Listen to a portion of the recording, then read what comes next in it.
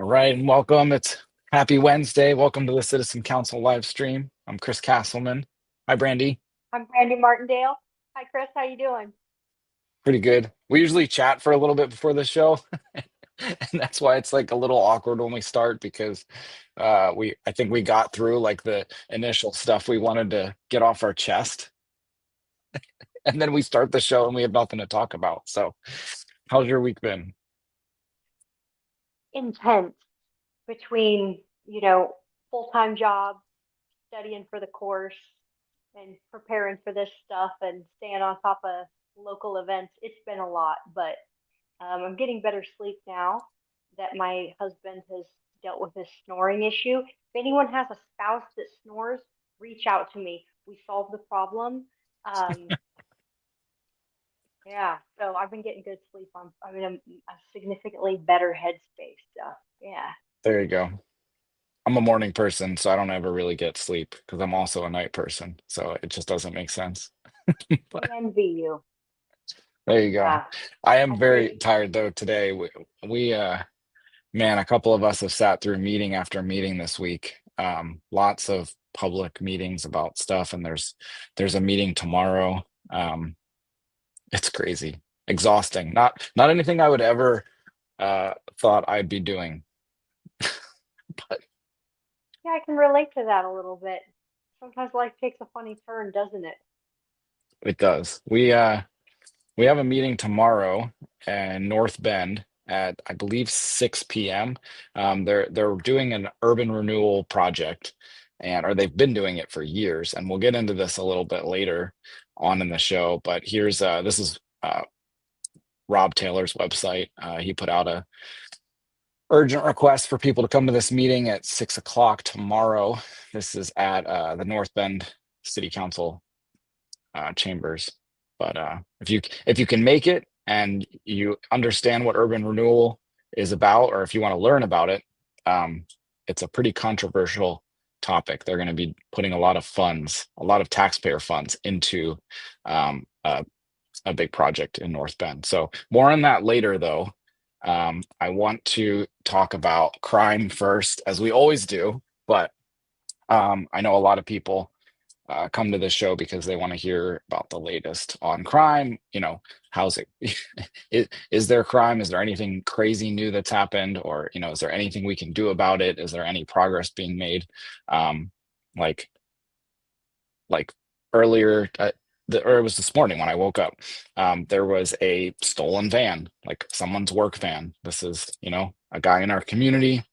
Um, I guess this was one of his vans. The other one was white, and that was the one that was stolen. But I mean, this guy worked like this is his livelihood, and his van just got stolen. And they found it later in Lakeside, but it's been ransacked and vandalized. He works, he's on call, he's a locksmith. So he's got all his stuff in his van, and now it's all stolen. Uh, he doesn't have any of that stuff anymore, and there's no suspects. I mean, it's crazy. This is like It big is. city stuff. It's the epitome of the middle class being terrorized by crime. That the kind of elitist leadership is a little bit insensitive to, or is kind of seems oblivious to. I mean, I know they know about it, they just don't talk about it, and so it seems like it's really just the middle class being terrorized. And that what happened to that man with his van getting stolen happens several times a year just in our county, with people having their work trailers stole, their job sites broken into, and having equipment stolen, tools stolen. And in many cases, the sheriff or the police know who they are. They know who are operating the theft rings, and there's not much they can do about it. And this has nothing to do with defunding the jail, because this was going on for the past 2 years before the jail even got defunded. It's an issue with Oregon state law, um, and the way Oregon state law handles crime, the way that prosecutions are allowed to proceed and things like that, mandatory or limits on a sentencing and things like that. So there's not a lot they can do.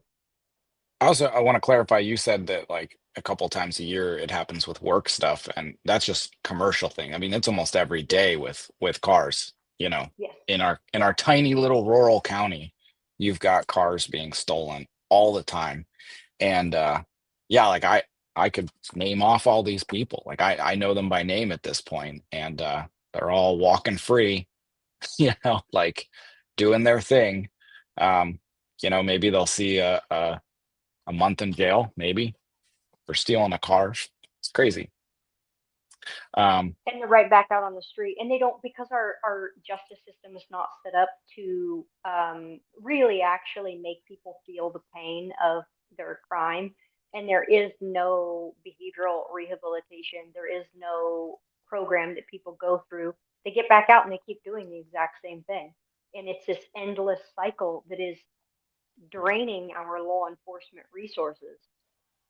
well, people are getting sick of it, and we actually had someone who's going to come on the show, Perry, and give us a crime update, and he had to bail on me at the last second because he's hunting down a guy who's stole a car. I think he stole it like a little while ago, like a couple weeks ago maybe, and he's been driving through town on going on Yeah, police chases and getting 60 away. miles an hour, the Yep. seven done. Yep. So he bailed The the car. The guy's on foot right now. Perry's trying to do the best he can to, go where the police isn't in case he, trying to stay out of their way, but also cover all the bases, and like make a good perimeter. I mean, it's Okay, like that's pretty I have cool that an he's getting idea. involved. But all right, what's your idea? A nonprofit organization that, so here's the thing, like Perry should be on like the city payroll or the county payroll.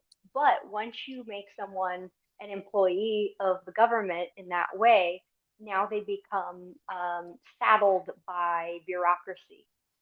What the leftists have done over the past 20 years is use not for profits to funnel money into their pet projects. Conservatives and people with I don't know, a brain in their head could do the exact same thing. We can start not for profits. We can collect federal, state, and private resources and use those resources to compensate um, public security officers, people who are basically what do they call them? It's There's a name for them. They're not deputized, but they're basically like I mean, we have reserve units. Both the city and county have reserves. I'm thinking But it's private a different security. animal, like you're Mm-hmm. once you're working for the government, it's very different. So Mm-hmm. no, we've definitely considered it. I Mm-hmm. will still consider it. I mean, it's my take on it at this moment in time is that as crazy as I think it is right now, like crime wise, I don't think it's bad enough for like the general public to get behind and support something like that. I think if they knew that we formed a nonprofit to collect funds and go out there and be like essentially like Rambo, be like they would call us vigilantes, right? Like it would That's just fine. I mean, there's always going to be somebody who's going to criticize people trying Dude, to there's help, people defending but straight up rapists and yeah. defending like I don't know, man. I have never really given much thought to the phrase the path to hell is paved with good intentions until recently. And it's so true. Like evil is so pedestrian. Like we think of evil as a big bad monster. Evil is the people who enable a predator to attack another victim over and over and over again. Evil is the type of person who will say, "What about the illegal immigrants who are contributing to society?" And they say nothing about the dude who was deported 4 times and just murdered a family of 5. That is evil. When you overlook the suffering of some so that you can pander to a political agenda to wave some kind of "look at me, look at what a good person I am" flag. That is Yeah. like that's the real Virtue evil that we're up signaling. against. Exactly. The weaponized compassion or the performative compassion. And I think the more aggressively we call this stuff out, um, the more and more people are going to kind of wake up to it. But it is going to take like Oh yeah, I guess like protecting our streets is vigilanteism. Like Yeah. I mean, it's there's almost, always going to be people that call it that, but I'm kind of waiting for the yeah, tide to turn a little bit so it's not as like crazy. But I mean, if we keep going down let this it get road, that's worse. where it's coming. It's either going to be organized or disorganized, one of the two, but it's gonna happen. Yeah. Your thing about immigration, at the Board of Commissioners meeting on Tuesday, they had this huge discussion on immigration and stuff, what what the county could do. And I'm sitting there online, and there's this chat, for people who are in the Zoom call, and people are in there like saying that we need to stop. And I wasn't even saying anything, but people were saying you need to stop saying alien, illegal alien. I'm like, what? So I comment that, hey, just letting everybody know. I was trying to be like neutral, like, hey, when I was in high school, that was you know, that was the vocab word for the history test, illegal alien, and you had to like define it, like put it in a sentence and stuff like that. And that's what they told us it was. And then all of a sudden now it's like it's hurtful and discriminatory to use the word illegal alien. And they wanted us to use the word undocumented. It was like the word police. And I'm like, and then I was like, undocumented, like people, that makes it sound like somebody lost their passport while on vacation. Muddying the waters. Like It, that's not what it's they're. a manipulation tactic. So It's I told him, I said, imagine somebody trespassing on your private property and refusing to leave. And so you call the cops and whatever, and they get there and they arrest the person. And instead of calling them a criminal, you want to call them undocumented. They're just undocumented. They don't have the deed to my property. They don't have the documents to belong here. So they're just right. undocumented. Like the car thief who stole the van. Imagine if we caught the guy who stole that guy's van, and they just, oh, let's call him undocumented because he doesn't have the title and the registration. He's just undocumented.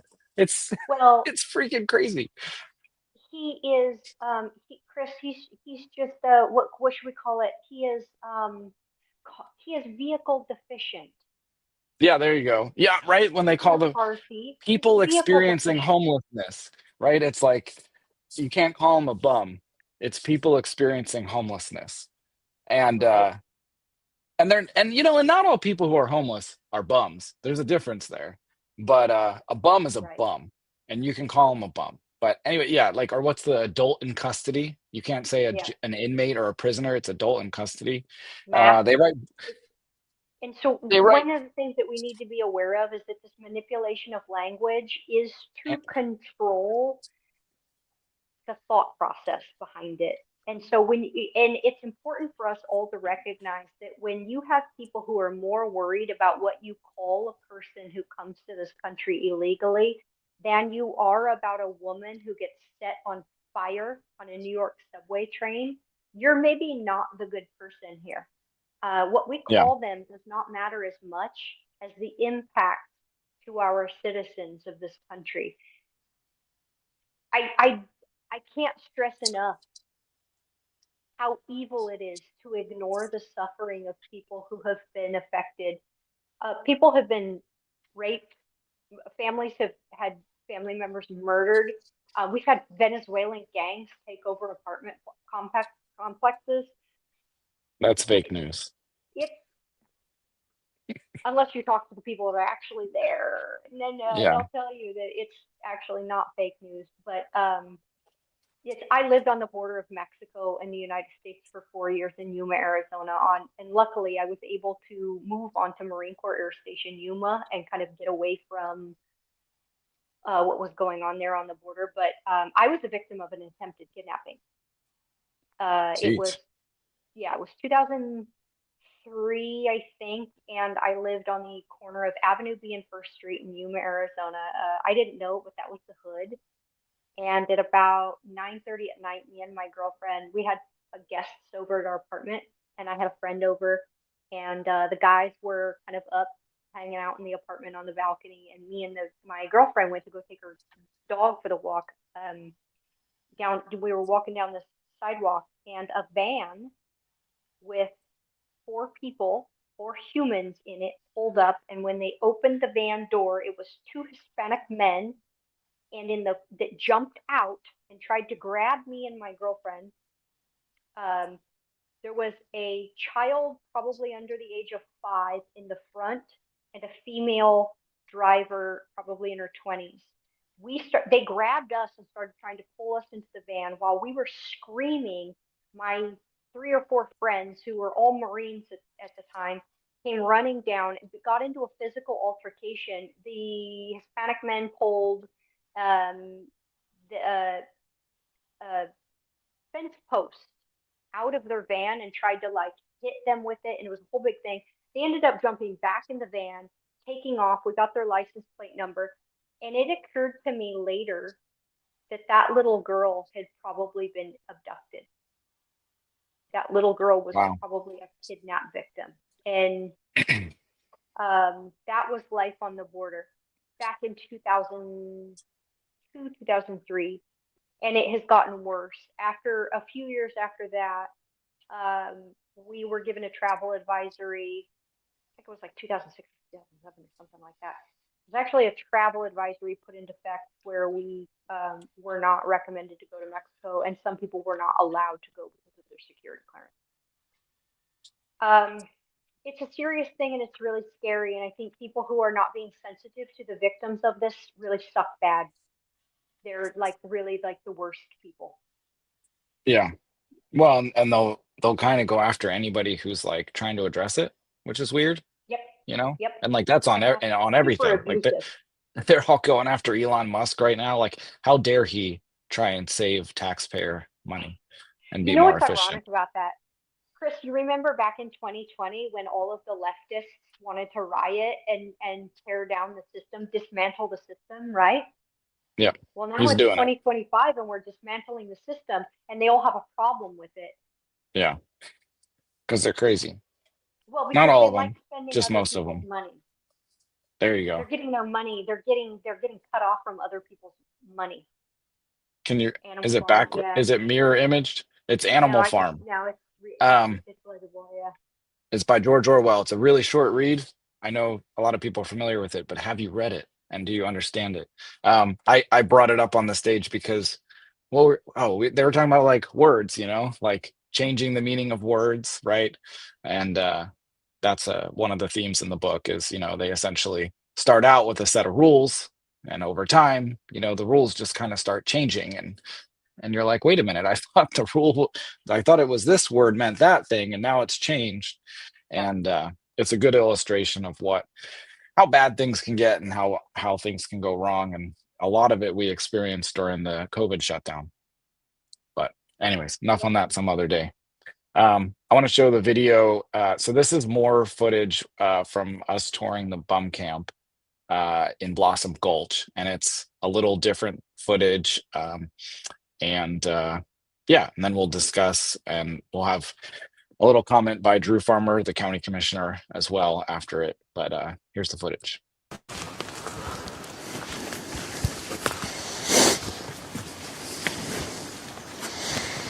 See, I don't think there's anybody here, but this is a pretty big mess, and you see there's houses right there. I mean, this is potentially where someone might have their kids playing, and there's needles and all sorts of weird garbage back in here.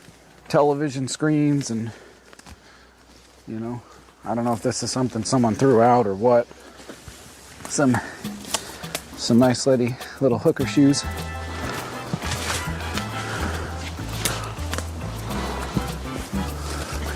So this used to be a nice jacket, and this is what happens when you donate clothes.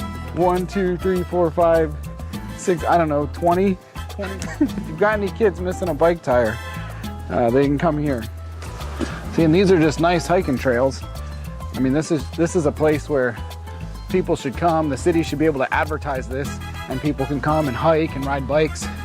And it's a beautiful place, but it's turned into a mess. So this is actually the original trail, I believe from Blossom Gulch School. They had like a nature trail, and this trail winds down this beautiful gulch, ends up at the backside of the school. And now it's covered in graffiti and bum clothes and needles and all sorts of fun stuff for kids. Here's a nice note for you. Oh yeah, go to your right.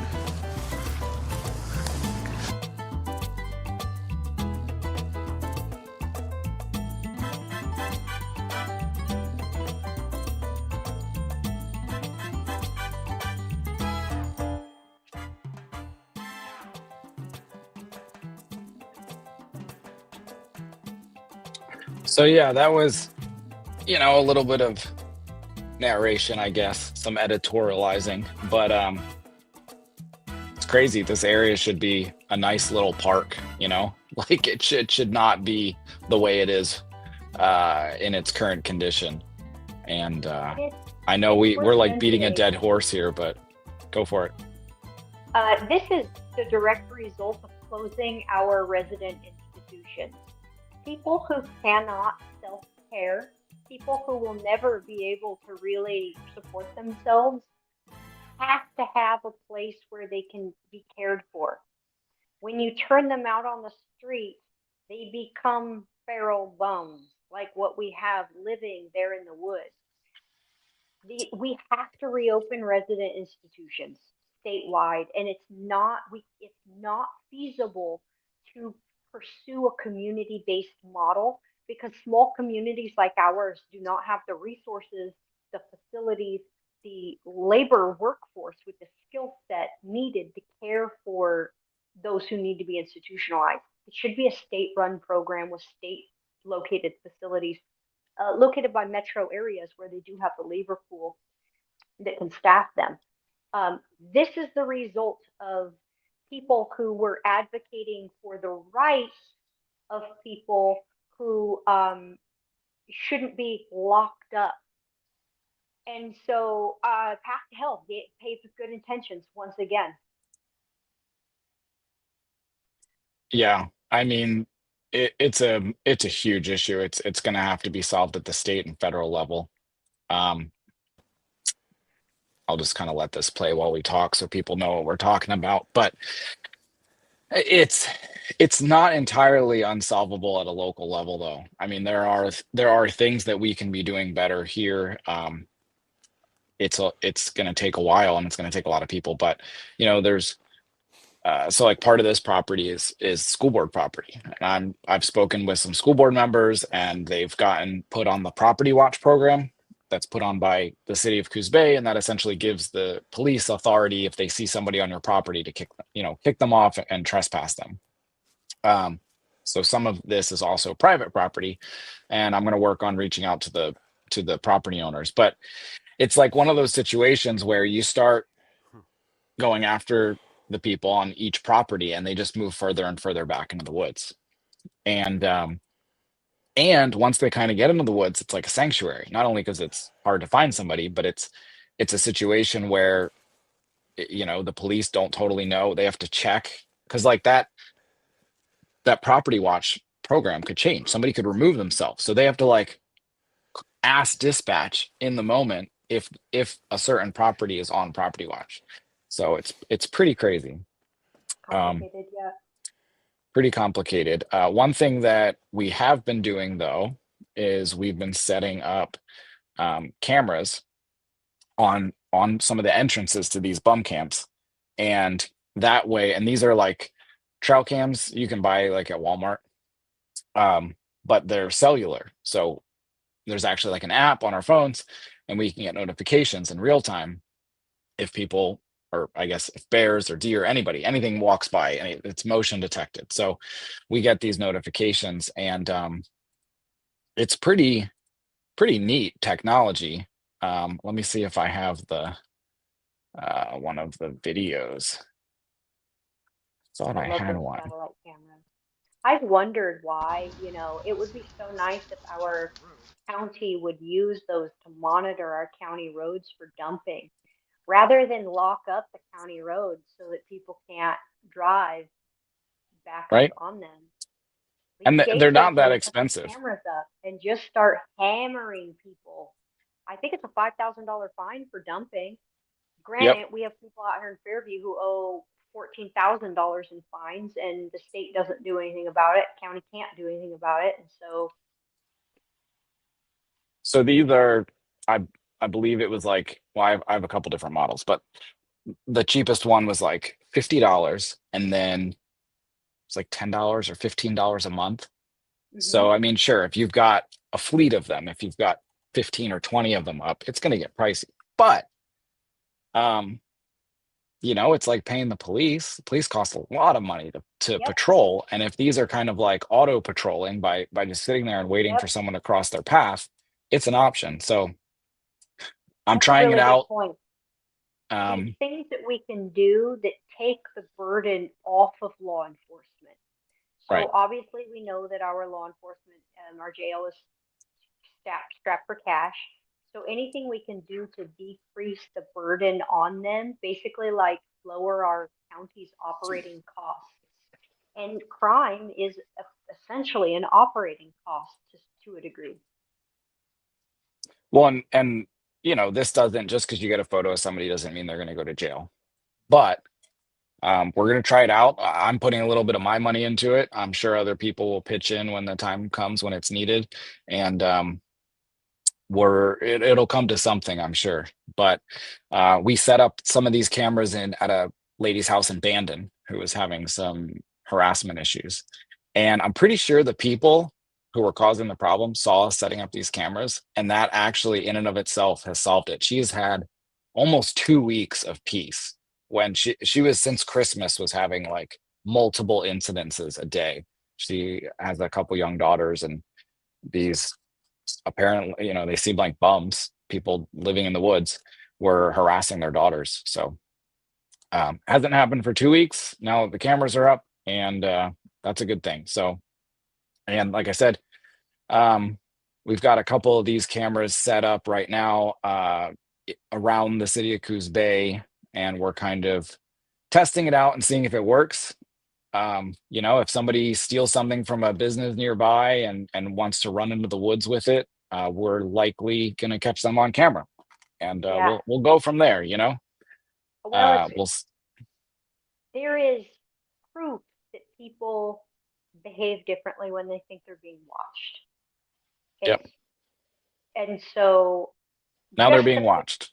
yeah, and just that knowing, it does have an impact. And so I'm actually going to make a recommendation to someone who is out here in Fairview dealing with some problems that we look into those cameras, because I think what we could do too, there's an issue with some people coming up here on, you come down Fairview Road and at Four Corner Store, you make a right at up Lone Pine, and you get up to just the first top of that hill. There's a little pull off where there's a bunch of power lines, and there is a guy.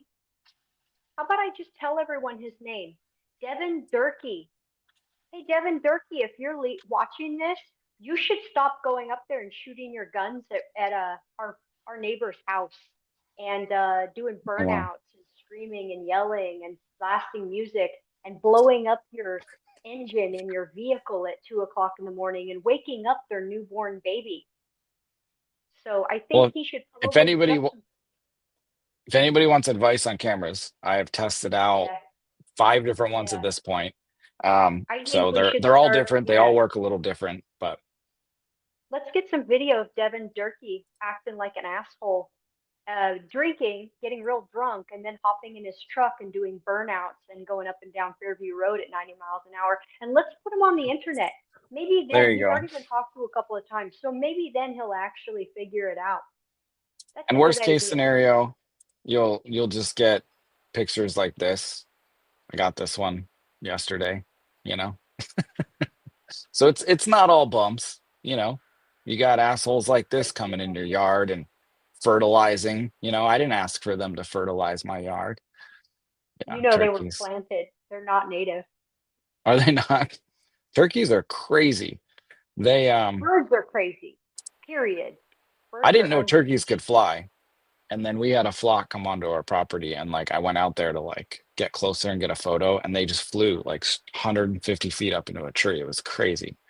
Yeah. But anyway, so yes, you'll definitely catch wildlife on your trail cameras, and Kind of a if bonus. it's near a bum camp, you're going to catch some feral bums as well. So yeah, we'll see if the fruits of our labor pay off. And if anyone wants to steal one of those, just know that there's a GPS device in every single one of them as well. So I will find you. If I notice that one of my cameras starts walking, I'm gonna come after you and get it. So then we had Drew Farmer talking about Commissioner Drew Farmer. He was talking about the jail, about homeless people in the jail. And like the left has always said, like, oh, they're just homeless. They're not causing a problem, right? Like there's they'll throw out percentages like 1% or 2%, right? They'll say that like, oh, only 1 or 2% of them are causing problems. The vast majority of them are just, down on their luck, right? So let's listen to this video. It's really short. It's like 30 seconds, but he talks about some statistics on homelessness and criminals. This year, included in the count was the number of transient individuals currently lodged in the jail. And that number was pretty high relative to the total population. So, as of yesterday, we had 46 people in the jail. Of the 46, 11 were homeless, they're transient, which if a person did no other investigation, then they could reasonably determine, thinking that this is only a homelessness issue and that it's a huge percentage of a disproportionate percentage of the population of the jail. Because this year, What are your thoughts on that? I want to first just say I really commend Drew for stepping up and speaking out about this. We've been pretty critical of him, and he's earned a lot of that criticism. But the fact that he's willing to start being vocal about the facts of our issues, I really am. I'm a little bit excited to see it, like hesitantly optimistic, maybe, but this is what we want from our leaders. We want our leaders to actually tell the truth, recognize the numbers, and he's in there and he's starting to address it. I'm not surprised. In this, the statistics were pretty. Was what I would expected to see. I'm just glad to see him actually say it and say it on video. So thank you, Drew. That's awesome. So it was just a little clip. He goes on and talks about it for like 10 minutes. His spin on it is that essentially they're all mentally ill, and they might be, Fair. and it's probably a Fair. large component, but they're also criminals. They're also committing Sure. crimes. So it doesn't, like if someone's a victim of a crime, it doesn't generally matter if the person who did the crime was mentally ill or not. You kill somebody, you assault somebody, you steal their stuff, you vandalize their property. Those are the things that matters, is the action. It doesn't matter as much, if somebody was mentally ill. But yeah, I mean, getting those numbers and putting them out there, like, that's different.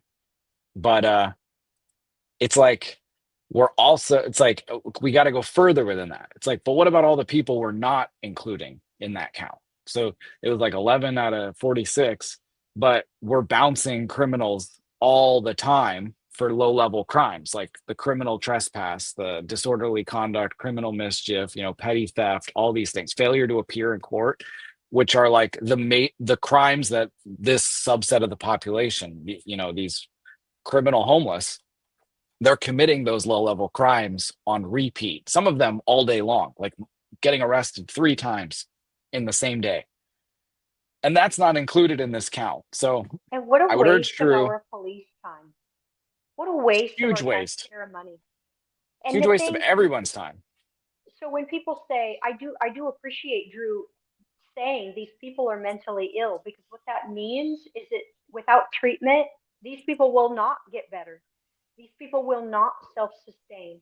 This is a problem that will not go away. And it's not a situation where, oh, well, they're just unhoused. No, these people are mentally ill and unable to self-sustain, and they will do whatever it takes to survive, however, whatever survival means to them, right? Even if it means committing a crime, and then we all have to pay the price. And so if we don't deal with the reality of mental illness and the inability to self-sustain, we're going to drain our law enforcement resources on just a perpetual, a snake eating its tail problem. Yeah, and I just would hope that Drew would look further into it, get all the numbers out there. Let's get, the arrest records or like booking, because if you get booking, you're not even getting the like citation. People are just Right. released on citation. But he used to be a city councilor, and I would ask for stuff like that. I mean, at one point, I think I had convinced them they were going to have the chief of police come and do like a monthly report. Other cities do this. I think Coquille does this, Bandon does this, and they never followed through on it. And it's a shame because I think we could change things if we talked about it. Like I talked with the fire chief in Coos Bay, and he was open about, I think it might have changed, but I think the percentage at the time was like 18%. Like 18% of all calls are for homeless, Yep. ODs, fake medical stuff, fires, like Yep. little bum fires, a lot of medical And emergencies. I cannot emphasize enough that this problem was created by people who thought that it was a violation of someone's rights to keep them in a care facility. This was done by advocates, and we don't, our leaders don't talk very much about unintended consequences, and people who are activists, or they kind of have this social justice warrior mentality. People who think that they're a good person because what they do to protect other people. I can't drive home the point enough that that is where the worst possible decisions come from, because they do it in haste. They think that because they're doing it with good intent that they can't go wrong. They can. They can create absolute catastrophes that cause an enormous amount of suffering. And this is a perfect example. And so when we talk about these problems, it's really important to address how we got here, kind of as a side note. Obviously, like, lamenting it isn't going to solve our problem, but understanding that just because your intentions are pure does not mean your actions are good. It's going to prevent us from doing it all over again in a different way. Yeah, I even have to balance that and battle with it, right? Like, I'm considered an activist. I think I'm trying to do the best I can for the people that I care about, and like, is what I'm doing helpful or is it causing more Right. harm? Like that's. But yeah, the other side of the spectrum, I don't think they ever asked that question. So we got a No, they question don't, from and that's the problem. Cheryl, and it's covering our faces. Hi, Cheryl. Appreciate Cheryl asking this. It says, does anybody know how they determine what person will be sent to jail for what reason?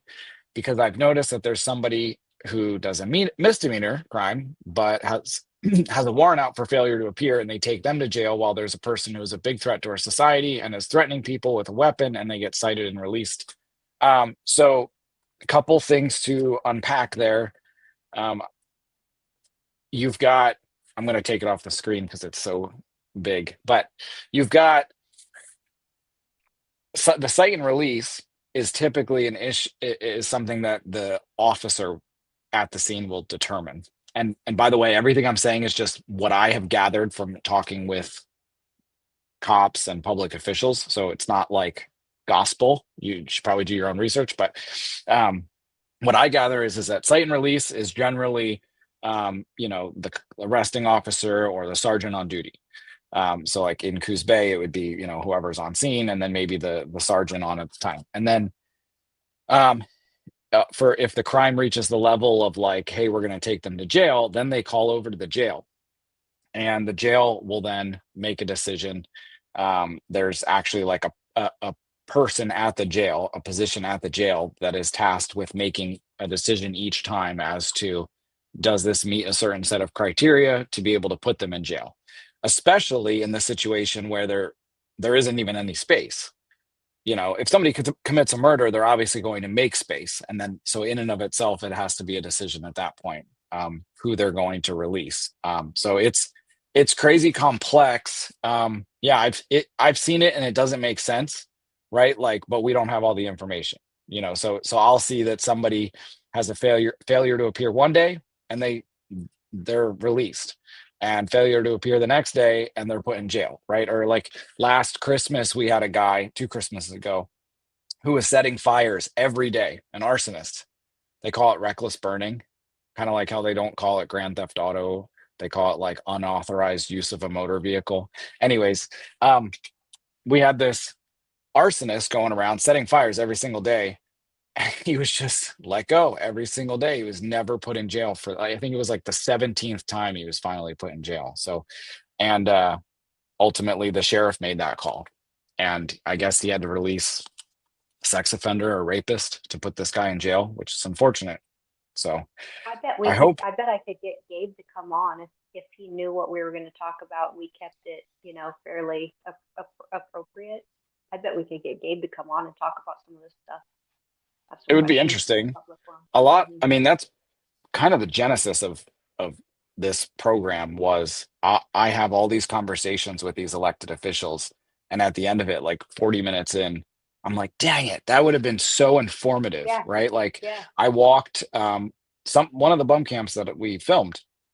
I walked with Coos Bay Police Chief Chapinar and one of his sergeants, you know, and spent like an hour asking him a million questions about, you know, trespass laws and things and how they handle it and their property watch program. And it was super informative. And it was like, man, I wish we could have put this. Or I've had conversations with the city manager. So hopefully in the future, you know, I think we got to build some trust. I think that would be probably the biggest issue. I tried to have the North Bend librarian on. I'm still going to try, but it's like a trust issue, right? They got to trust that we're not going to like, I don't know what we would do. That would be inappropriate. Yeah, but and be, you know, like people don't want to be drugged through the mud, like, you know. Yeah. And so, I try to offer praise when praise is due and criticism when it's appropriate. But people are sensitive to criticism, and so when someone does step up and start voicing that, being, you know, have a critical voice, it freaks people out a little bit. But I think as people get to know us a little bit better, and like you said, we do build that trust where people start to feel that it's not just criticism and it's not just praise, it's a fair balance, and you're gonna get treated appropriately for your actions. And I think once people start to see that, we'll have some luck with people opening up a little bit more. Yeah.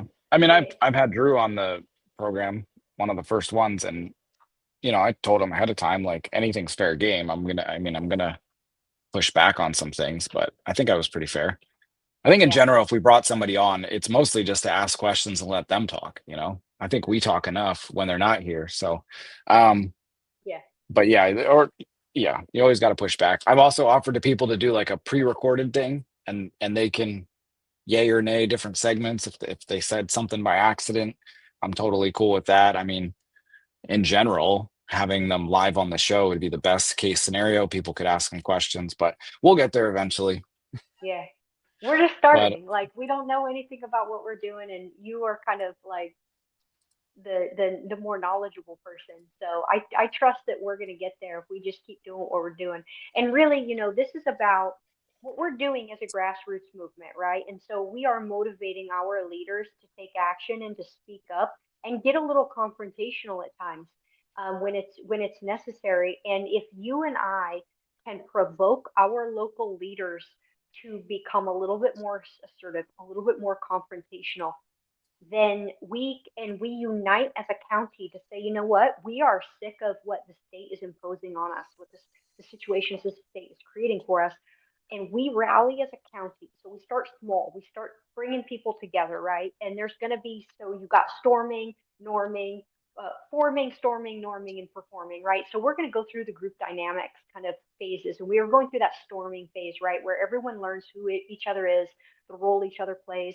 And as we come together into this group, if we can kind of unite our towns, unite our counties, and other counties start to see what we're doing, and we're basically like giving the middle finger to the state and saying like, you guys suck at your jobs, and we are going to loudly tell everyone like the facts about it.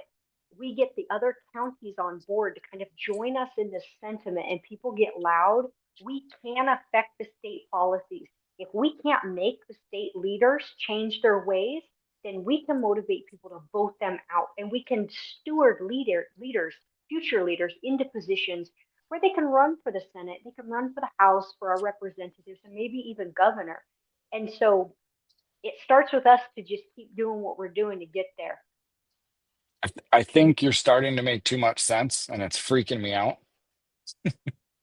So I'm we a should big move on. systems person, so No, systems is like, that's the whole plan. you know, I mean, that's yeah, it, right? Like, because the yeah, other plan involves like guns and things and people dying. yeah. But yeah, the plan is like, let's rise up from the grassroots level, rebuild a community, nurture some leadership, and change things from the bottom up.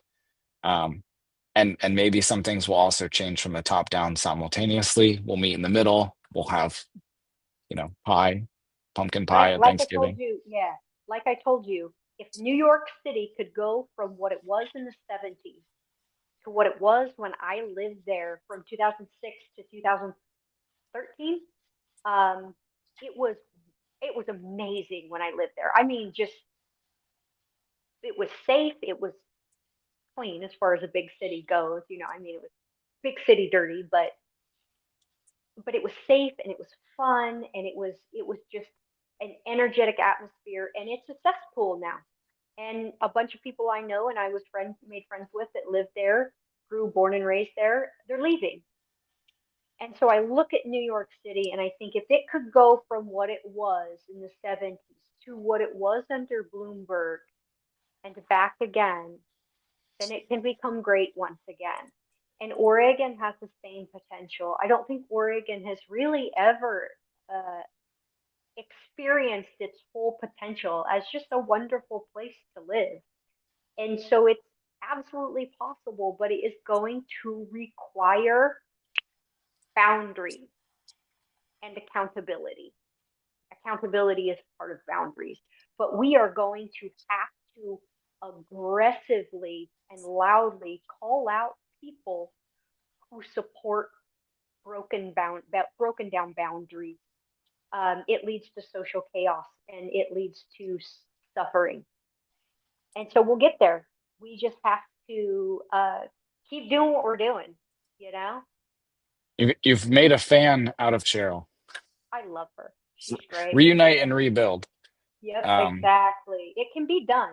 It just requires people who care. I think, and people who have like the vocabulary and are not averse to conflict. Like a lot of people really back away and are very intimidated by disagreement and conflict and things like that. And so you want a combination of aggressiveness. And so if you look at ocean, if you guys are familiar with openness, aggression, extroversion, neuroticism, agreeableness, not aggression. There is an so you want someone basically, conscientiousness is one of them. I should probably write the acronym out and make some kind of sense when I'm talking. But basically what you want to get is a combination of people who are extremely assertive, extremely confrontational, and highly conscientious, because those two personality traits are going to moderate each other. So you're going to have a person who is not afraid to tell you the truth, but they're going to tell it to you in a way that you'll hear it. They'll tell it to you in a compassionate, in a way that opens up communication, not shuts it down. And so finding people who are confrontational and conscientious and putting them in positions of leadership is the way you create change. Sounds like there's a book out there that I need to read. we'll I have have a to whole bookshelf full. get me Actually, a I want to graphic for our next show, have or a a, book, and I can put it up. okay. Okay. I'll do some research. I have, like, I never sold my textbooks. So I have 6 years of textbooks and all of the material. And so all of this stuff is in in the upstairs of our garage. I gotta still unpack all my books, and then I'll be able to like totally nerd out and, pull all my citations. Jeff's calling it verbal judo. Yeah, yeah, yeah, yeah. You subdue your victim, without. I practice Krav Maga, so let's not employ those tactics because it's a little different. There's also, you mentioned conflict, like like people who are not afraid of conflict. There's different levels of conflict, because I'm Yeah, actually afraid of conflict. People wouldn't understand that. It's like, because I'm afraid of like the big, you know, yeah, yeah, country ending conflict. yeah. With And yeah, that's no, kind of why I'm getting involved, because I don't want to see our country go the way of like a civil war. yeah, And no. We don't want revolutions are bloody, and usually women and children suffer the most. And that's what has frustrated me so much about from 2016 to 2020, up until recently, the leftist agenda to just kind of tear the system down. Okay, when you tear the system down, do you know who suffers first? The very young and the very old. And the left has proven time and time again that when it comes to actually caring for the vulnerable, they drop the ball because they're more interested in giving predators second chances than they are at protecting the innocent. And so, yes, when it comes to conflict, it should be a verbal conflict, it should be a legal conflict. We don't ever want it to come down to a situation where people could be physically hurt. well, let's move on, switch gears here to a project that North Bend is doing. And I'm going to share the original post. This was the announcement of their project back in 2021, almost 4 years ago. They purchased the annex building from the from the county for a very low amount. I believe it was $50,000 or $100,000. And the county sold it to them, and they told everyone they were going to refurbish it essentially with urban renewal money and get it back on the market into a commercial residential mixed usage that would actually bring in tax revenue for the county. So not own it permanently, not be a public project. It would be a rehab project and then pushed back onto the into the private market. And they explain the tax revenue stream. So I don't know if people are familiar, but urban renewal districts, what it does is it freezes your taxes that are going to all the other districts, like school board, the county, the city. It freezes those taxes. It caps them essentially at a certain level, and everything, because your taxes go up and up and up every year, right? Everybody knows that. So it freezes them, and then everything beyond that point, after this urban renewal district is formed, all that additional revenue goes to these urban renewal agencies. And if you read this at the bottom, they try and kind of make it sound like it's like a nice thing, like it's really cool. And it's kind of like a shell game. And I mean, there's so many things wrong with this that I don't like. And this was before I even moved here. This was almost 4 years ago, and we found out the other day that there was another bid that was higher, and it was it was a nonprofit, but it was still a private company that bid higher, had a proposal there, and they turned it down in favor of this North Bend project. And let me roll footage. This is again from 2021. This is from when they announced the project. And it's a couple minutes, but it's Mayor Jessica Engelke and the guy from the North Bend, I think it's like the planning department, all these people involved in this. The guy filming is David Milliron, the city administrator. These are all the same players that exist today. But keep in mind while you're watching this, that this was 4 years ago, and they promised you that they would use your tax dollars to rehab this building and make money, right? Like buy low, sell high, and get it back on the tax rolls. So I'm going to play this video.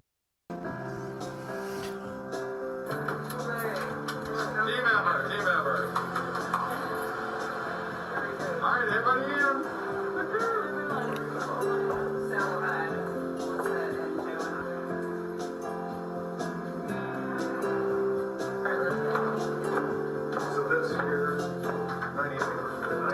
of the things that the council was really interested in is, of course, redeveloping this for a mixed-use space so that we could have everything from retail to off-road parking on the other side of Union.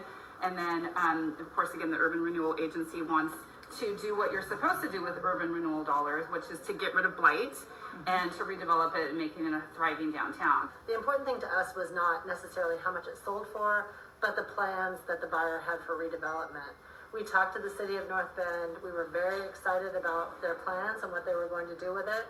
I think it's much more important that there's this opportunity and that the city is going to do something incredibly valuable with this site. It will be the first time in 100 years that this property will be redeveloped and put back on the tax rolls.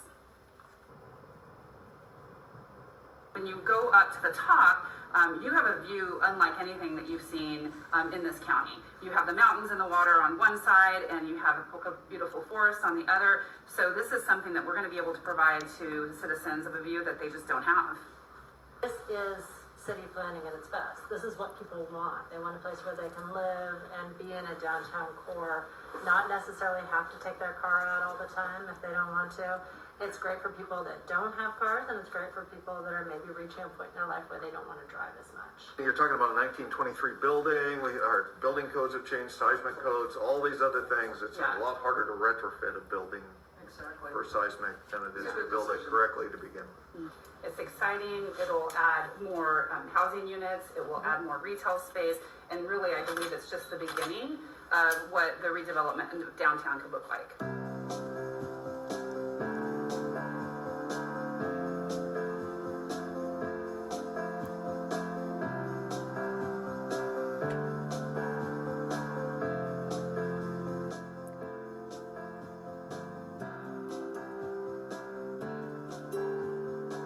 I mean, look at those dates.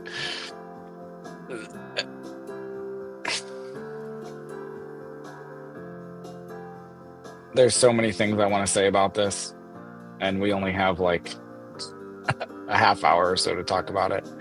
So maybe we'll have a whole show, because there's a meeting tomorrow about this, by the way, guys. If this pisses you off, or if it's something you're really excited about, I don't know, but there's a meeting tomorrow at 6 p.m. at North Bend City Hall to try and get approval. It's complicated. It So is complicated. again, And Chris, I think a lot of people don't understand it because it is really complicated. And so it's, whether people are excited about it or pissed off about it, I think the vast majority of people are just kind of confused as to what's going on and like why it's controversial. well, so I'm trying to outline like chronologically, because I think that would help. So 2021, they get this building from the county for cheap, and they took that opportunity away from a private nonprofit who was going to rehab it and utilize it. And they did it in the name of blight. They took urban renewal money to do this, and they called it blight. And it's like, it didn't look that blightful to me. I don't know. But they took the opportunity away from a private organization, and they haven't done anything for 4 years. And, if you saw the dates on there, it's like they're wildly off from their timeline. And they promised that this would go back on the tax rolls, that it wouldn't just be like a public project, a permanent public project. And so where it's at now, I think essentially they just don't have the money to do the project that they want. They've changed it from a project where they'd kind of rehab the building and then sell it or lease it out or whatever. And now it's a public works project. They're going to move City Hall into there. They're going to have this low cost, like workforce. I think they call it workforce housing. And it's not going to be on the tax rolls. It's going to be a government building, so they're not going to pay taxes. And it's going to cost a lot more money. They're getting state and federal funds to do it. And but they still need to what's called increase the like maximum indebtedness indebtedness. Mhm. I don't even know how to say it. Yeah. It's crazy. But so they have to go around and get permission from some of the taxing districts that it pulls money away from. And by increasing the debtedness, they are going to pull even more money away over the next 30 years. And they went to the county, and the county said no. And that should have been the end of the road, because I believe you have to have like two of the top highest, like the biggest taxing districts in the area. And instead, now they're going to the North Bend School Board. And they're trying to strong arm the school board into agreeing to this, and they don't want to.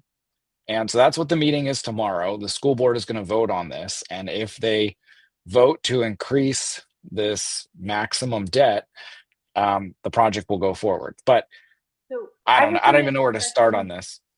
I thought I was under the impression that the school board was on board. The school board felt like the housing units, because they're targeted towards working class. So workers coming into the area would bring children with them who would be enrolled in the school district, and that rise in students would bring in more state money for the school. And so the school board was for it, from what I have read and understood. So there's multiple cities that are going through this. So there's Bandon School Board that is doing a similar project. But from what I understand, it's about split 50-50. It's going to be a really close vote. You've got half the school board who's interested in this, half the school board that is absolutely not interested in it. And I'm more familiar with the side that is not interested in it. And they're not interested because these tax dollars are being siphoned away from districts who need it. And the county is a district. The county itself, will lose money. My understanding is if they vote for this and increase the maximum debt, it's about 60. Oh, here, Jeff wrote it. It's $65,000 a year from the county.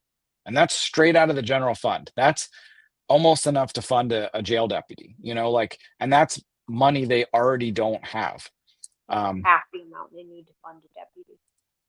Well, sure, all in, but every little bit matters. Sure. Let me see if I mean, Hey, while we're on this topic, when you think it's appropriate, there was a really interesting quote from Jessica Mayer Engelke. Are you aware of that? No, you'll tell me about it. Are you guys ready for something spicy? Oh, geez. Okay, so listen. You're live. I'll just read the quote. So, Okay. this is about so her quote is. Is this from today? This was posted like an hour ago on the City of North Bend, Oregon Facebook page. So let me explain this real quick, where this is coming from. So and this should be a red flag. They're upset that the school board is limiting public comment. And they haven't decided yet, but they're essentially saying we might limit public comment to 5 people for and 5 people against, and just have 10 people speak, and that's it. And I don't agree with that. I think that's bullshit. The county just did that on Tuesday over the immigration issue, and I literally spoke up and said that's bullshit. And anyways, it's bullshit. Ow, I slammed my knee. And the issue with it is like, if people take the time to come out to a meeting like that, and it's that important, then they should be able to talk. And if you've created something that is so controversial that you have more than 10 people that want to stand up and talk, then maybe you guys should have had like a work session or a town hall or done some more public engagement, because it's not an issue that people have resolved yet. It's still something that's very much up in the air. And do we even want to be voting on issues that are so 50-50 split? I mean, is that how a community should operate? I don't think so. But anyways, the city of North Bend has no room to talk. I've been to those meetings, and they are so full of shit trying to be our hero for free speech. I mean, they try and silence people all the time. I don't know if people remember the Devereaux Center. There was a big vote at the North Bend City Council meeting for the Devereaux Center. They were going to be given like over $1 million. And the North Bend was the like fiscal agent for this grant. And it was packed. There was like 100 people there, and they were mad because they did not want the Devereaux Center to get all this money and also to move to a second location. And right before the meeting starts, David Milliron, the city manager, who put out this press release that you're about to read from, sorry, this is the big lead up, but he told everybody that we were going to have to pick one person to speak, one person for all of us, and they would get 3 minutes because it was some rule from their city ordinance on public speaking at meetings, and that's what we would have to do. I just started yelling bullshit. I got a lot of slack for that, for like screaming bullshit, that it's total bullshit in a meeting. But the meeting hadn't even started. But anyway, people say, "Oh, you're so immature." It's like, okay, but I'm gonna fight the fight when it's needed. And If they think they you're ended. immature, they should watch Canadian Parliament. Those people are out of their mind. Yeah. Hear ye. No, but they ended up letting people talk, which was awesome. But the fact that this guy stood up and base and tackle Rob ended up walking out as soon as David Milliron stood up and said, "You guys, nope, just one person." He just walked out, and it was great because he walked out and he started live streaming, and he got in his car and he drove straight over to the Devereaux Center and filmed it, and it was like a circus. Like the people there were acting like total clowns. It was chaos. It was after hours. I mean, it was great. But anyway, so they put out this press release about an hour before our show saying that the North Bend School Board was limiting free speech by limiting public comment to 10 people, which I agree is bullshit, but they have no room to talk. And the fact that they put out this, and people can look it up. You can go to the North Bend website. They put out this totally epic statement, and it's got quotes. And oh, can you see my screen? Yep. The website. So it's on their website. They put out this whole press release on how the North Bend School Board is trying to take away your freedom of speech and why this matters. I mean, this looks like an activist site at this point. And, like what's at stake? A yes vote means this, a no vote means that. I mean, this is like absolutely propaganda. They are trying to influence this vote without holding back. So anyways, you had a quote that you wanted to read from Jessica. I didn't even read the whole statement. I couldn't. It was like making me want to punch a wall. But go for it. Sorry, that was a way too big of a lead up. I apologize. You got to get it out, It's Okay. okay. So the quote is as follows, and I will preface this by saying that the topic itself is not what caught my attention. Okay. I'll just say that, and then I'll have a follow-up. It is deeply troubling that the school board chair is choosing to silence the community voices by arbitrarily limiting public comment, an outright violation of their own board policy, North Bend Mayor Jessica Engelke said. This is not just undemocratic, it is a direct disservice to the very taxpayers, parents, and educators that we're elected to represent. The people of North Bend deserve transparency, open dialogue, and a fair process, not backroom decisions that restrict public participation on an issue that directly impacts our schools, economy, and future. Now, aside from taking it, everything that you said can still be true, and this can still be a fantastic quote, because regardless of the issue itself, the fact that she is willing to be this confrontational, that she's willing to directly challenge someone by name is amazing. This is what we need. We need our local leaders who are willing to get their hands dirty is the right way to say it, but like, say it. be willing to challenge each other, be willing to call each other out, be willing to be a little bit spicy when it's necessary. And this is, She definitely seems a little pissed off. I felt like it had teeth.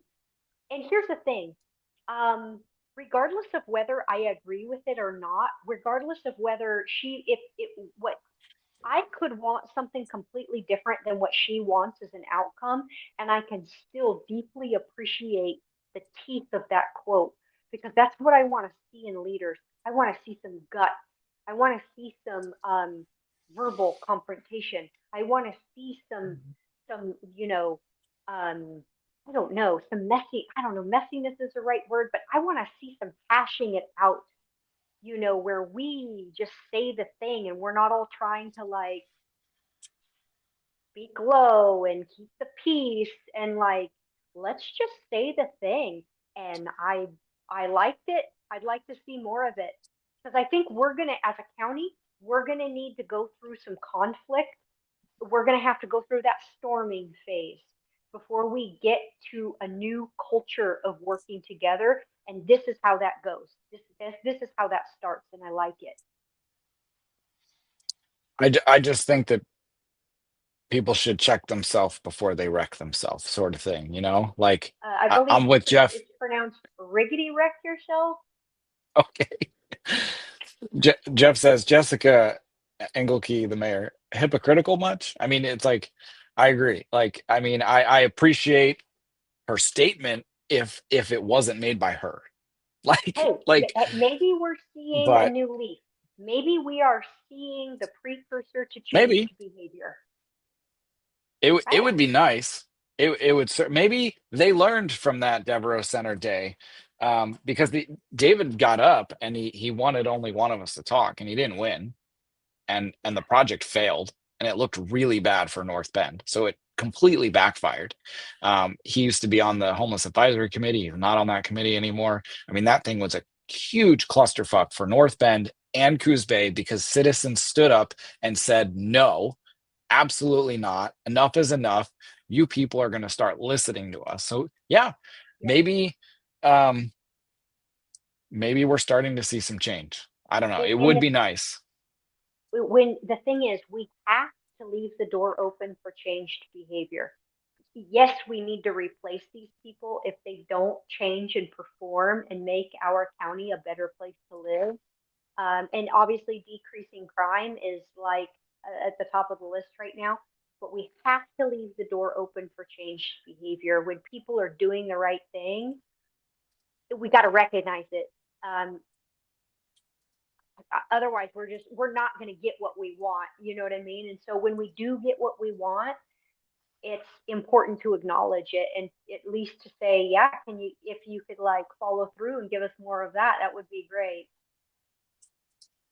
So just to maybe help people understand urban renewal a little more, and I know this is a lot of text up on the screen, so don't read it all. I should have circled the bottom. We're looking at the last paragraph here, and this is a post from just a few months ago. This is a news release about the county shutting down this very project that we're going to be talking tomorrow in North Bend. But it explains how urban renewal works. And it says the North Bend, this is the last paragraph on the bottom. The North Bend Urban Renewal Agency was created in the early 90s. How it works is you take a property that in the 90s was worth $100,000. The county receives property taxes at that rate indefinitely. Fast forward to now, the county still gets the payment as if it is a $100,000 home, but now that home is worth $300,000, and anything over that $100,000 home taxes go to the Urban Renewal Agency instead of those other taxing districts. So you're still paying more taxes every year, but all the stuff on top after this district was formed is going to Urban Renewal. Question. Is this Urban Renewal Agency the program responsible for giving that rapist a grant to fix up the facade of the building that he personally owns? Yes. Yep. Okay, that is full outright bullshit. That's bullshit. We should not be putting taxpayers' money in the hands of private citizens. He's a private business owner running a private business in a private building that he personally owns. If me, the taxpayer, is going to give him a dime, I want an investment. I want a cut of his business. So if we're going to give him $25,000 to fix up the facade of his building, I don't care what it looks like. If he wants a pretty building, he'll pay for it himself. If these private businesses are going to take public money, then the public should get a share in their business. I am absolutely sick and tired of our taxpayer dollars being spent on crap that we don't all get to enjoy. Spend it on parks, spend it on roads, spend it on bridges, spend it on public buildings, public that we all use, public utilities, public infrastructure. Stop giving public money to private citizens. It's disgusting. This is what you were talking about. I think you can, yep, it's up on the screen. Yep, it is. Henry Delaney is the owner of Northwest Fitness in Coos Bay. And this was a while ago. This was years ago. They gave Urban Renewal dollars to him to fix up his business. Like, and he fix up owns the that front building. of his.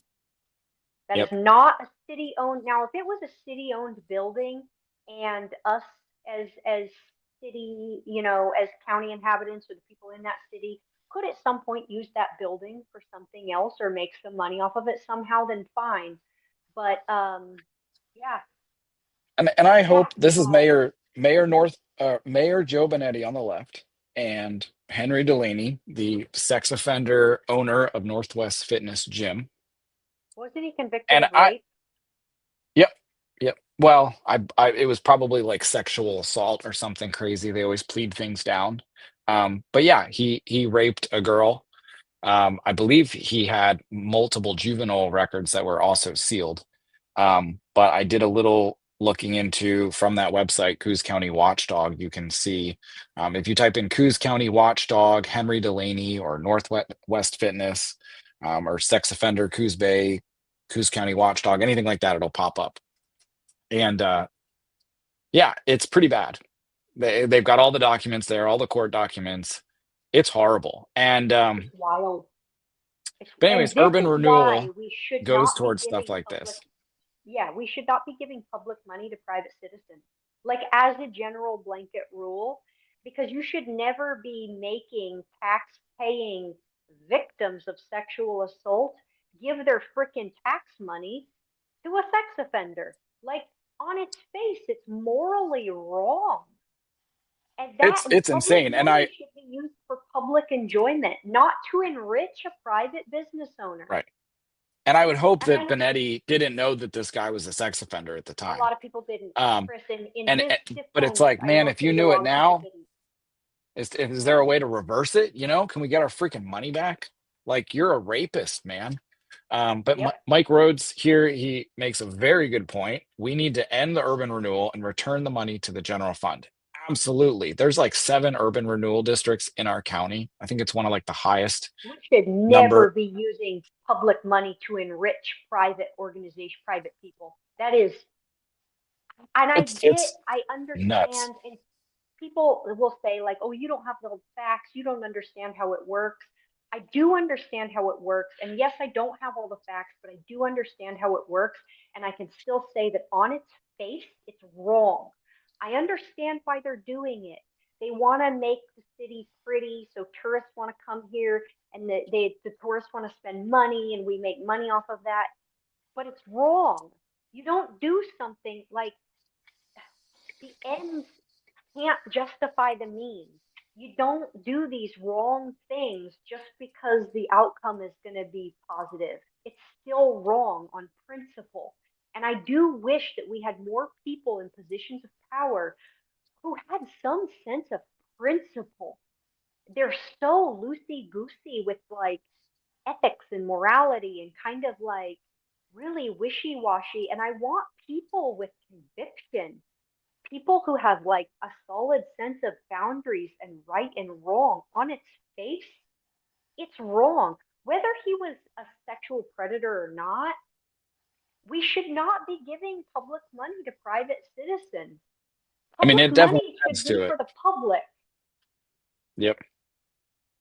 It's even crazier that he's a sex offender, but I know. I mean, It's, oh, there was this project too from North Bend. North Bend's just, man, they're going after this stuff. This was North 40. They brought this brewery into North Bend. They bought the Ciccarelli's building, and they came up with this lease for this brewery from out of town. They didn't put it up for a request for proposal. They didn't go through the normal process and give everybody a chance. And they brought in this brewery and they hailed it as this awesome thing that they did. And now they're a landlord. And I think the plan is to eventually sell it to this brewery and give them a chance to buy it, and it's like, why are we in the real estate business? Why are our public entities in the real estate business? And also there were like 6 bars in the very close vicinity of this location. Ciccarelli's wasn't a bar. It was a coffee shop. I think they still have the coffee shop, but it was a coffee shop and a restaurant. And delicious. there's already 6. Yes. And they already have 6 bars in the area. And then they bring in a brew pub. And it's like, doesn't that affect, like, there's only so many people going out in North Bend in a given evening who are going to go to a bar. And you're taking business away from these other businesses. And isn't that going to cause blight? And that's urban renewal. You have to remember, is supposed to be about fixing blight. And buying the Ciccarelli's building, which already had a restaurant there, and putting in a brew pub instead, it's not really like fixing blight. There was no blight there. And you're going to end up causing blight by putting one of those other 6 bars out of business. And I'm pretty sure one of them's already out of business. And they just hail these as like awesome. Oh, I clicked the wrong button and removed you from the screen. But unintended consequences. But I mean, like, these people should be smart, right? Like, you're a mayor or you're a city councilman person, and you should know better. You should know no and think one these things has. through. Yes, I do think that the effort to improve things has probably outpaced the ability to calculate unanticipated consequences.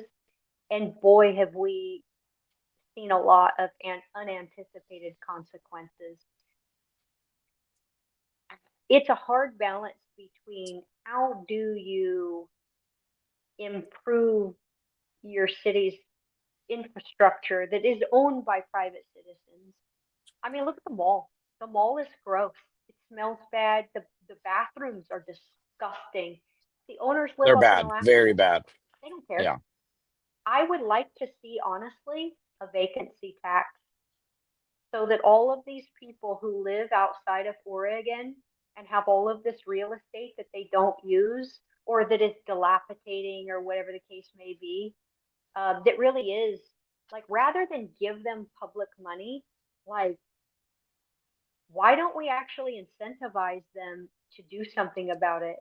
A lot of the people that that live out of state and own businesses or own real estate are doing quite well for themselves. And they're not doing much sitting on empty properties. It's real estate development investors. Some of these properties are just sitting empty.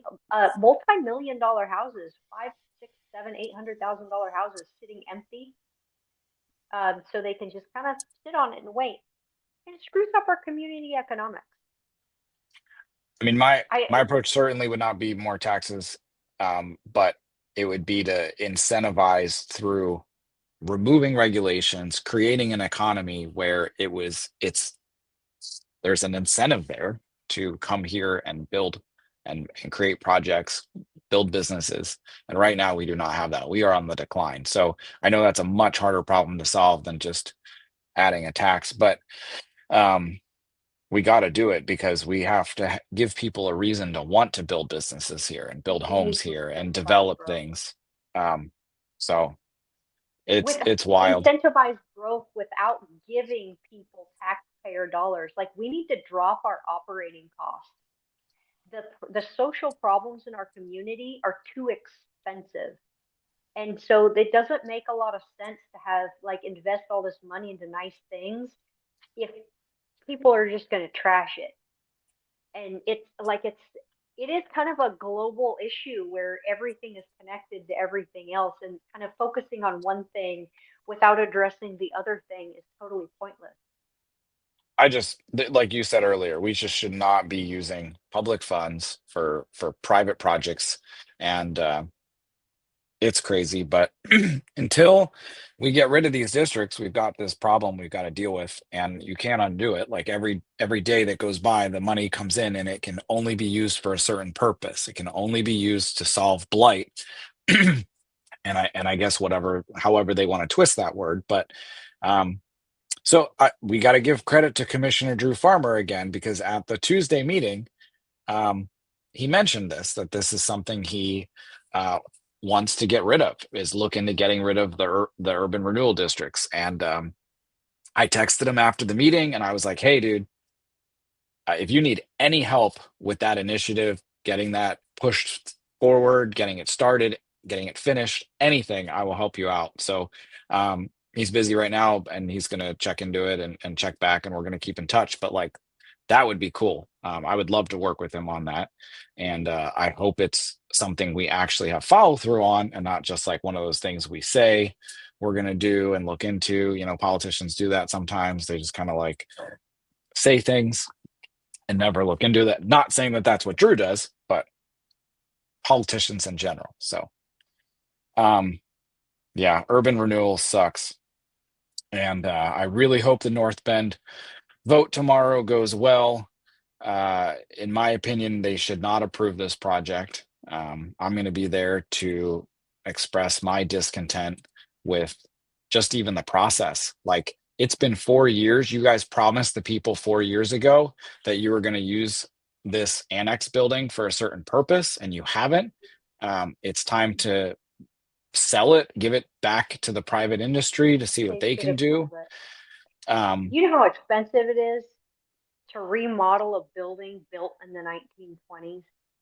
Yep. It is. Well, they're not even going to do it. They're just going to bulldoze it. Exorbitantly more expensive, yes, than building a brand new building.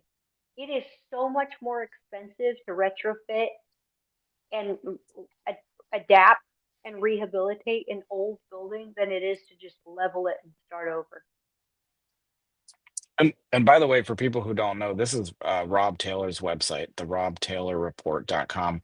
This guy, love him or hate him, goes and I love him, but he goes out of his way, and he does research on things. You can find so much information on his site. He also does a Monday at 3 and like a Friday at 8 p.m. show. You can find more about it on his website, but Rob Taylor Report. But even if you're not into the whole podcast thing, he's just got all this wealth of information. If you click news, you can search through his stuff. I mean, the guy does research and puts it out there for people to like understand. And he also actually is the owner, I didn't know this, of that Coos County watchdog site. Oh, cool. So he was the one who broke the story on Henry Delaney, the sex offender who got urban renewal funds a long time ago. Isn't it funny that like our major news medias, our local news media outlets are like useless. Pretty much. They are pure like fluff. And they're heavily biased. I mean, yeah, very biased. It's just it's fluff pieces. They're I don't know, like image management people. I give Rob so much credit, Rob Taylor, for being willing to. He's one of the few voices in this community that's actually speaking out against sexual predation and like calling it out and talking about how bad it is. You know how refreshing that is to actually have someone finally talk about it. And you know, it's a man, and usually men just don't really like, whatever, you know, like they don't really have to worry about it, and so they just don't. And he's actually is worried about it, and he gives a shit, and it's freaking awesome of him. So thank you, Rob. You're amazing for that. And he's not paid. Like, I don't know what people think. Like, you think that like podcasters from Coos County make a lot of money? I mean, like I think Right. to date on my Rumble videos, I've made like 30 cents. So No. I'm getting close. Getting close to being able to pick something up from the dollar store. Yep. I'll get there someday though. But yeah, Rob doesn't Shampoo or something. he used to have a radio show, but he's retired now. So he's still keeping it going. What's his thing? Carry on, Coos County, carry on. He's still carrying on, and he's going to be at the meeting tomorrow. He was at all the meetings on Monday and Tuesday, and it's a lot, but it's like there's no one else doing it, so we've got to keep doing it, right? Like we can't just let this community go to waste. We can't just let all of our tax dollars for the thing tomorrow with North Bend. Just let all of our tax dollars get siphoned away into a public housing project. I mean, you've got 2 senators involved from Oregon. I mean, that's enough to tell you right there that it smells, right? 2 Which state senators? senators, both of them. Which- Merkley and what's the other guy's name? Yeah, the ones you I don't can't like. stand Merkley. Wyden is not quite Yeah, as bad. Wyden. Merkley, I want to tell him right to his face what an absolute disgusting pervert I think he is for trying to pass a piece of legislation to allow men into women's locker rooms just because they say I identify. So a swinging dick man can walk into a locker room, a public pool locker room, where an 8-year-old little girl is nude and display his penis because he thinks he's a woman and he says so. So it was in the way he tried to pass it off. It's disgusting. If anybody wants to get into it, I don't, it's probably a topic for another time. But I could. Well, we had a president sign an executive order today for protecting women in Oh, sports. yes, we did. How's that So for hopefully women's the rights? NCAA and other sports like the Olympics, other big sports organizations change their policies, update them to meet normal standards. Yep. It's crazy. No 12-year-old girl should have to deal with a man shaving his beard in the locker room while she sits on a bench wrapped in a towel, terrified. And anyone who supports that, in my opinion, is a disgusting, perverted human. It's quite a That's graphic it. picture. Oh, dude, it happened at Planet Fitness. I will I believe never it. go to Planet Fitness. Their policy is that you can go into whatever locker room you want. So if you're a woman who uses the locker room at Planet Fitness, just be aware that you may be sharing your locker room. You may be walked in on by a male who will change, who will undress in front of you, and who We has. probably shouldn't get into it, but it's crazy. Yeah, no. I mean, it's like, okay, you can switch gender, but not race. Oh, what? Can I identify as a black person? Oh, no, you can't because, like, you're stuck with who you are when you were born. Oh, are you? Oh, really? So then I can't switch my gender. Oh, but you So, can. And yeah. do do do do do. Like Oh, the it's the mental crazy. gymnastics required. Because Yeah. biological sex is chromosomal, but you know what isn't genetic? Race. That there is no gene for blackness. Right. No Like if gene for somebody whiteness. No committed gene a for crime and Asian. they got like the DNA from someone's like fingernails, right? Like scraping skin, they can tell what They're gender male or that person female. is. They actually can tell like ethnicity sometimes because now they have these big databases so they can compare DNA and it looks like the DNA from this large group of people that are all this ethnicity. So they can do sort of like that Yes. with big data models, but they can't just like I mean, Right. here, when you're, it's great. I can't even. It's So this absolutely person wild. shares all of this genetic material with all of these people that are from this region of the world. Yeah, That's yeah, how they determine that. yeah. But gender's pretty easy. There's like chromosomes and like biology and stuff. But like even the concept of I can change what's on my birth certificate, right? Like I was born a woman, but I can change it to a man. It's like, well, then can you change the year you were born? Can I identify as somebody who was born in like the year 2015 and now I can go back to middle school? Can I do that? Can like a sex offender, like someone who's a Boy, wouldn't they pedophile, love that? We've had a few could they try. argue Don't that worry. they're, oh, I We've had a identified as a few sex 15-year offenders old? try.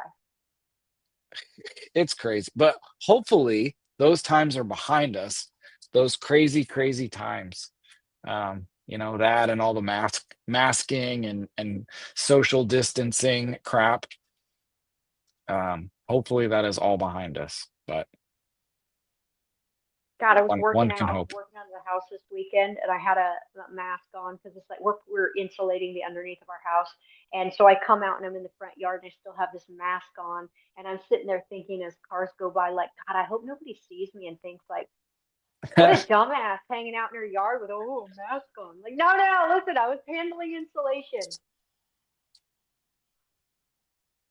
Right? If you wear a mask for normal means, you're now a crazy person. But Yeah. It's I was in cool. San Francisco before COVID, long before COVID, and I was renovating an Airstream trailer, and it was like already 90 degrees, but then there were wildfires and it was super hot and super smoky. And I'm Oh, I'm wearing this mask because I'm renovating a trailer, and I'm like going in and out of the grocery store because I'm outside all day working on this trailer and then going shopping, and there's all this smoke and I couldn't handle it. So I'm wearing a mask and I'm the only one. People gave me the weirdest looks, right? And this was like, I don't know, maybe 2 or 3 years before COVID. And I just remember that time as like everyone looking at me like I'm crazy. And then flip forward, I'm the only one not wearing a mask. And they're yeah. screaming at me. I had a restaurant at the time. They're trying to fine me $10,000 because I refused to put on a mask. And why? Because it didn't work. It wasn't working. I wore a mask when it worked, and then I, didn't wear a mask when it didn't, and they could not handle my logic. They couldn't handle it. So They should probably be more worried about people getting hepatitis from all the shit on their sidewalks. in San Francisco, yeah, San Francisco is bad. I only lived there for like year and a half in the city. It was bad. I worked downtown. Yeah. Oh man, it was wild. I wasn't political, and I had a running group. I did triathlons, long distance running, like 30, 50-mile races. And we went on runs all the time, and I socialized with these people and never knew all of a sudden Trump won. And these people, they didn't run for like 2 weeks. These are people who run religiously. We would every Wednesday we'd wake up, and 5:30 in the morning we'd leave from downtown Mill Valley and run up Mount Tamalpais just outside of San Francisco to get to the summit at sunrise to watch the sun rise over the Golden Gate and the city of San Francisco. I mean, like every Wednesday, every. And then all of a sudden, Trump won, and they were crushed. I mean, it was like a mental health disorder. These people were absolutely obliterated, and I had no clue why. Like I had no understanding that that would affect people so much. Bless your And heart. that was my first like, hmm, politics is a thing. Like, I mean, it shouldn't be, but it was. It was in San Francisco. Well, people attach their beliefs become a part of their identity. And so if they no longer believe this thing, what does that mean about who they are? And so changing your political beliefs for a person can become an existential threat. And really, people Crisis. got to decouple who you are from your beliefs. You've got to find something else. And if you need help with it, I'm a really great life and health coach. But like, you've got to decouple those things because you have to be able to change your beliefs as you get new information, or it will make you crazy. You'll go down a really bad rabbit hole. Didn't didn't you just put out like a request? Aren't you working on a school project for your coaching stuff and you need Yeah, some yeah. people? Do you still need I do. people? I I could I've met my requirements, but I could actually Okay. I do already coach. I was an organizational coach. I was an executive coach before I got into this coaching program. And so I do already do like I have paid clients and whatnot. But I had to do this opening the relationship assignment where you basically take someone through what is essentially a sales pitch. I mean, sounds bad, but that's what it is. I mean, it's just a very developmental type sales pitch that's really like low pressure. And so you take this person through this series of developmental questions that leads you to a point of like, okay, this is what you want. You know what you want. You know how to get it. You just can't make yourself do it. Are you ready to take the next step? And so it's kind of a cool, I love sales because I think I am a true capitalist. I love capitalism in its pure form. And so a system where both parties exchange and they're both made better by the transaction is really what I love about capitalism. And so it's an opportunity to kind of, it's that type of situation. But so I had to practice these conversations. But if anyone wants to practice with me, go ahead and message me and it takes 30 minutes. So, and the more practice I get, the better because I have to learn the script. So, and then I'll make the script my own and stuff like that. But yeah, if people want to participate, go for it. And if people are interested in life coaching, they can reach out to Brandy. Give you a Absolutely. little pitch there. Yeah, I've been doing it. I've been doing executive development type coaching for about 10 years, and yeah, it's a great. There's so many life coaches out there that are scam artists, I guess is like the right way to say it. And so Like make sure, psychics. yes. And so if you do work with a coach, make sure they're ICF certified. Make sure that they are they're certified by an international association. Like check their credentials and stuff like that. Because certified coaches actually do really good work, but you don't have to be certified to sell services. So just make sure that you're working with someone who has been trained properly. We missed a question back here. What does Northwest Fitness do? It's like a gym, like a training center. They actually also partner. I don't know if they still do, but at the time when people were pretty outraged, they were partnering with Marshfield High School, and they had the sex offender working directly with like a gymnastics team and like I think the women's soccer team or something from Marshfield. It was pretty weird. Like it's just situations that shouldn't happen, shouldn't go down like that. But What is wrong with Jeff people? says syphilis is a pandemic in Coos County. Put a mask on that. Yeah, I'm not up to date with my with the numbers of syphilis cases in Coos County, but maybe. Oh God, don't get me started on national health statistics. I was a sociology major during my undergrad, so I had to learn all of the awful statistics about public health. And I will tell you, it made me not a promiscuous young person. I was very judicious and was prudish. I don't know. I was not a very active young lady because I knew what I knew. 1 in 3, my friends. 1 in 3 and 1 in 6, and some are the gift that keeps on giving. And it's. Jeez.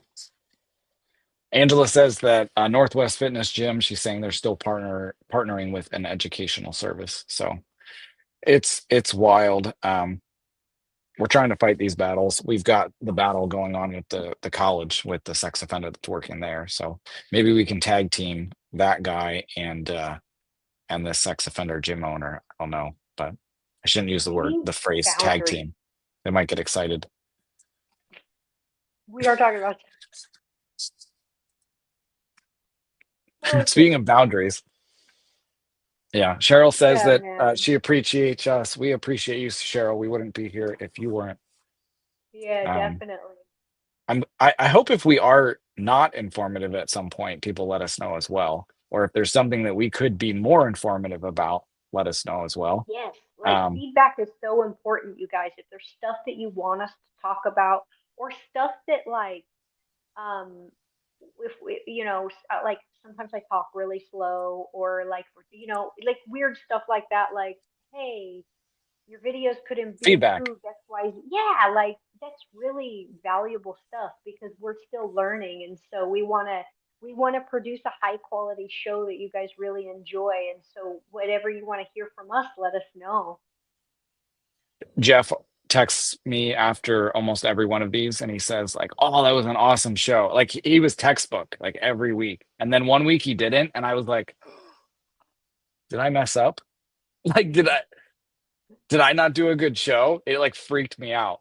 But yeah. So Jeff, you better text me because like otherwise I'm not gonna know what I did. And I wait all night. Like I sit there and I look at my phone and I'm like, why isn't Jeff texting me? Yeah. Chris So needs his emotional support text. there you go. I need clarification on my performance. Um, there you go. I made someone laugh. Hold on, I'm gonna check. That was a box, and I will check it. I made someone laugh today. You got a lol. I love appreciate lols. you, Jeff. I hope I'm up on your big screen at your house right now, and you can see like every freckle. Um, yeah. Angela says she's not seeing how many have attended this live tonight. Um, it's kind of weird, the statistics. It's showing 7 current viewers, but I think that's only from Facebook. I don't think it can tell who's on YouTube and Rumble. And a lot of people I know watch this later. Um, I don't expect people to like come on live. Well, it's What's neat dinner about time. coming on, yeah. And coming on live though, you get to ask questions. I've also in the past put the link here and we like allowed people onto the show. Um, what is this? Oh, did I miss the conversation about the wonderful lady in Coos Bay holding the sign today? We did not discuss that. Yeah, there was, I guess, a lady holding a "fuck Trump" sign That's so down trashy. at the boardwalk in Coos Bay. I Why are mean, these to each people their so own. If trashy? people want to protest, whatever. But I Yeah, it's don't know fine what to the purpose protest, of it is. Like, but what are you gonna? What is like be holding up a sign that says respectful. "fuck Trump"? What does that do? You know? Other than like teach children that they should act like an unhinged child for their entire life. It's so gross. I just even the stickers, the little I've seen like the little stick figures that people put on their cars and it'll be like fuck your stick figure family. Like I'm sorry, but you have to be a trashy person to feel like you should show that to everyone who sees your car from the outside. Like that's Yeah. so I, we're in the age of social media though, where like everybody thinks that their voice is very important. You know, we're all in the same like playing field, and it's like I wish. I wish I some had the confidence of like a mediocre, nasty person on social media.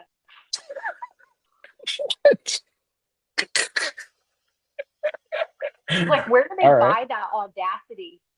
I could budget for it. We'll get there. Maybe this is just the Mhm. beginning. We'll eventually get there. But yeah, I people think it is. protesting downtown with an F Trump sign. I just don't understand that, you know. Like I know a lot of people that were upset with Biden, and I don't think we would have ever considered going and standing. It was like raining today, but I guess give her props because it was raining. I don't know. Well, there was Yeah, the absolutely chant of ridiculous. "Go Brandon." What was it? Was that it? Yeah, people were chanting in a stadium, "Fuck Joe Biden" at one point, and the newscaster thought they were saying, "Let's go, Brandon," Let's go Brandon. and Okay. or something, and then somebody said, well, I don't know, I don't even care. That was weird. You know, support people who are gonna do a good job and focus your energy on that. You know, if you don't And like yeah, Trump, focus on finding someone better to replace him if and you're fight gonna that be battle. critical, have something concrete and coherent to criticize. Don't just be a screaming lunatic yelling profanities. And this is for both sides because I've seen the right be like absolutely derogatory as well. And we need to think about the fact that like I'm a big cursor. I always have been. I really try to like dial it back, but I love my cuss words. But when I'm around young people, especially like little kids, I don't like to drink in front of kids. I don't like to cuss in front of kids because their little brains are developing and they don't have a full map of the world yet.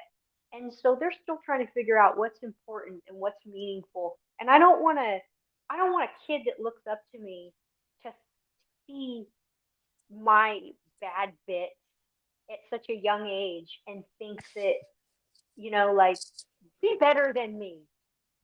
Like do better. And I just hate that people are so inconsiderate of like that type of stuff. I don't know. I'm just extra protective of little kids, I guess. Pretty weird to stand downtown with a sign like that, but you know. Yeah. I would ask her to please like come back with like a criticism that's worth paying attention to, because Oh, at this point she just looks like a narcissist. yeah, don't go down there and talk to her. Actually, I should have done that. I should have gone down there and tried to get an interview with her. That would have been great.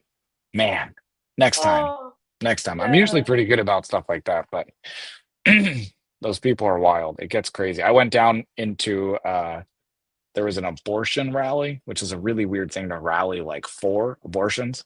You know, wherever you stand on the issue. But um Oh, and I had a sign that said stop the vaccine mandates, because I thought it was a my body my choice rally, right? So stop the vaccine mandates. You can't force somebody uh to get a vaccine, just like you can't force someone to have a baby to full term, right?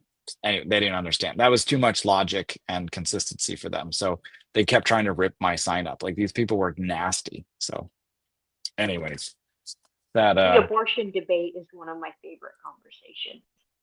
well, Honestly. I went in there and I was like, let's see if these people can even like rationally consider middle ground. So I said, look, there's two ends of the spectrum, you know. Do you think that people that they should ban like birth control, like, or the Plan B pill? They were like, absolutely not. You're at an abortion rally. We think people should be able to have abortions. I go, okay, so that's over here.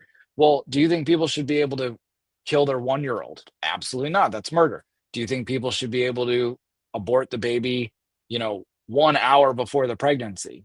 No, right? Like, so we start like centering, right? We start trying to find, and what I proposed to them after asking some questions was, what if like you were able to determine like the point at which a child could live on their own? I believe Like, it's they 26 or could. 28 weeks. So I was like, how would you determine that? Well, the earliest that a premature baby was born and lived, and I believe it was like 15 and a half weeks. It's something No, it's absolutely like 26. insane. It's not. Well, It's like whatever it is, let's call it yeah. X, date X in the pregnancy. Whatever that date is, that a premature baby has been born and lived, we could probably all agree that that means that every fetus at that moment in its progress has the potential to be an independent human. And they were like, huh, we never thought about that.